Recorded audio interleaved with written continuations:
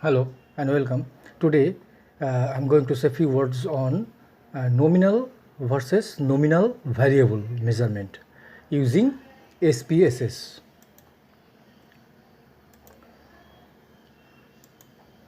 Actually, this is lambda measure of association. We can say in other words also, because we are using the value of lambda for measuring this association between two nominal variables.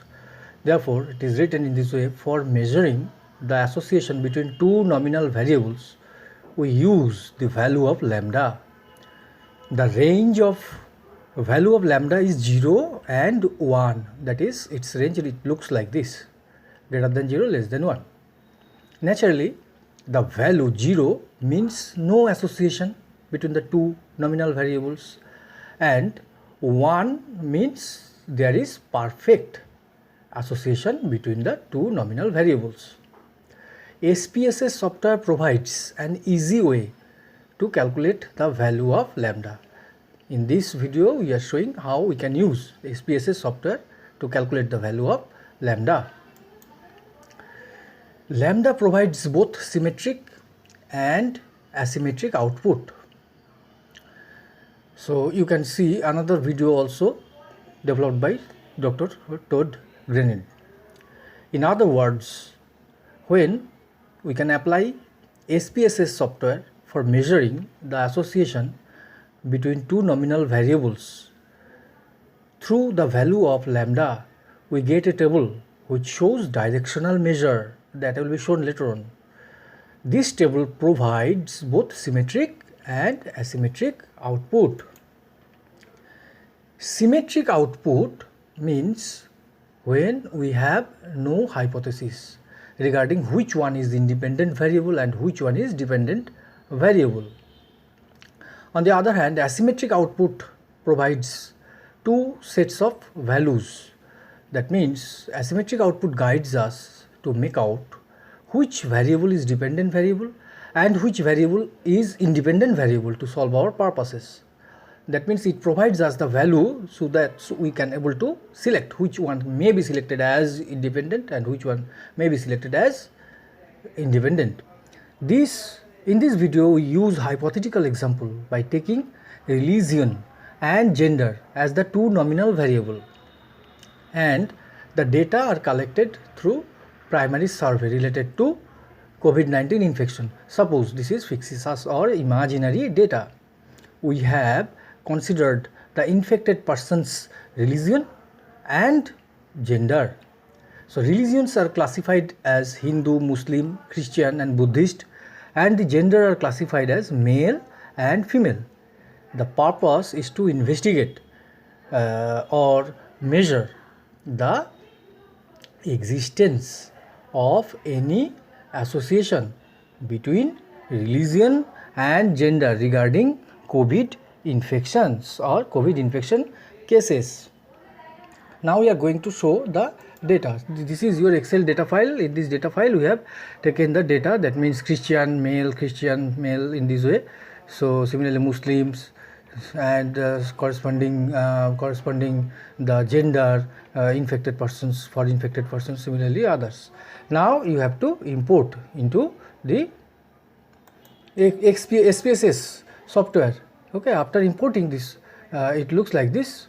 Now you go to analyze, go to descriptive statistics, then go to cross tabs. Now suppose we are assuming that religion is the dependent variable, putting in the column, and gender is the independent variable. We are assuming this one. Now go to statistics, and since the normal to normal, we have to take the lambda value, select lambda, continue and press OK. The result, this is the result. So this result consists of three tables. One is case processing summary, another is gender and religion cross tabulations, and the another one is directional measures, that is told. The result provides three tables. Table 1, case processing summary. Here it shows the number of valid cases and missing cases. So the table shows the 80 observations, or the 100% are valid, and the missing cases are 0%. Similarly, the cross tabulation between the two nominal variables gender and religion shows here in the vertical column, that is female and male, and in the horizontally we can show that Buddhist, Christian and Hindu and Muslims. So female, one Buddhist, and for female 2 Christians are got infected due to COVID-19 virus, suppose, and female 4 Hindu. Similarly, Muslim 15 female. Similarly, for male 19 Buddhist, male 24 Christian, and 9 Hindu, 6 Muslim males are infected. So in this way, the total, row total, column total, we can able to calculate, and we can able to explain also in this way. The most important table is the directional measures. As I told earlier, that it provides the symmetric and asymmetric informations regarding the value of lambda, and this is nominal by nominal measurement through lambda. Symmetric means we didn't consider which one is dependent, which one is independent. And when we consider gender as dependent variable, its value is 0.409, and it is significant statistically because it is less than 0.05, so its value is 0.04.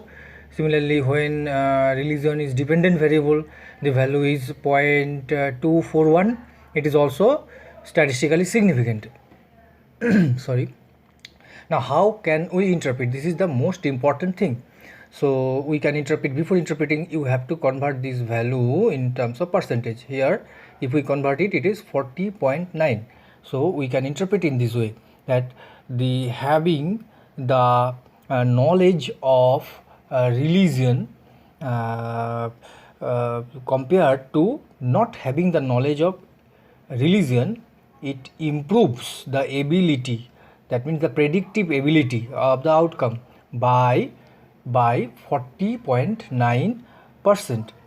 or in other words, that by having or access the knowledge of religion as independent variable, we can reduce the probability of making an incorrect prediction by 40.9%. Similarly, we can also explain the religion dependent variable also. That means when religion is dependent variable and the gender is independent variable, it can having the knowledge of gender, it can improve our predictive prediction regarding the outcome by 24.1%, or it can reduce the incorrect prediction by 24.1%.